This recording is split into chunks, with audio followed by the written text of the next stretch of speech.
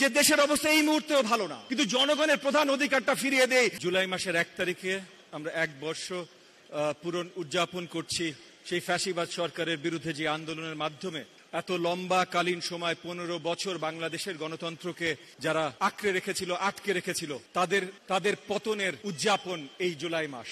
এই উদযাপন এইভাবে করবার জন্য আমি বাংলাদেশ জাতীয়তাবাদী দলকে ধন্যবাদ জানাই। বাংলাদেশ জাতীয়তাবাদী দলের চেয়ারপারসন, সফল প্রধানমন্ত্রী দেশনেত্রী জনাব বেগম খালেদা জিয়া, বাংলাদেশ জাতীয়তাবাদী দলের ভারপ্রাপ্ত চেয়ারম্যান জনাব তারেক রহমান, যার অনেক অবদান আছে গত 10 বছরে, বিশেষ করে জুলাই আন্দোলনেও। একই সাথে আজকে এখানে প্রথম সারিতে যারা বসা, প্রথম থেকে শেষ সারি পর্যন্ত যারা বসা, গত 15 বছরের ফ্যাসিবাদ সরকারের বিরুদ্ধে তারা সবাই সংগ্রামে ছিল। তাদের সবার অনেক ত্যাগ তিতিক্ষা আছে। আপনাদের সবাইকে আমার সালাম এবং শুভেচ্ছা। এই মাসটা যেমন উদযাপনের মাস হবে, তেমন একই স্মৃতিচারণের মাস হবে।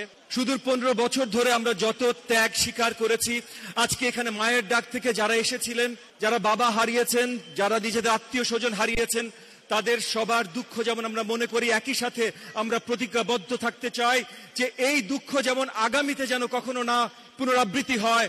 একই সাথে তাদের পরিবারদের এই জাতির কাছে থেকে যে প্রাপ্য, সেটা যেন তারা সঠিকভাবে ফিরে পায়।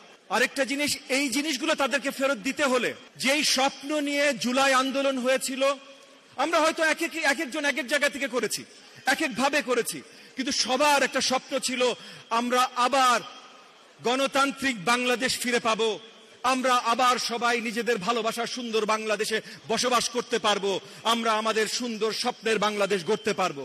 সেইটা গড়ার প্রত্যয় নিয়ে যদি আমাদের আগাতে হয়, আজকে আমাদের সামনে এখনো সুযোগ আছে সবাই একত্রে কাজ করার।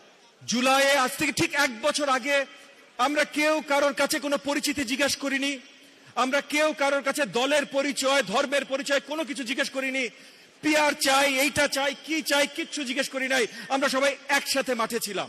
আজকে মনে রাখতে হবে, 1 বছর উদযাপন যখন আমরা করছি, যে দেশের অবস্থা এই মুহূর্তেও ভালো না, আমাদের অর্থনৈতিক অবস্থা ভালো না, আইন শৃঙ্খলার অবস্থা ভালো না, যেই দিক দিকেই তাকাই অনিশ্চয়তার দিকে আমাদের দেশ তাকিয়ে আছে।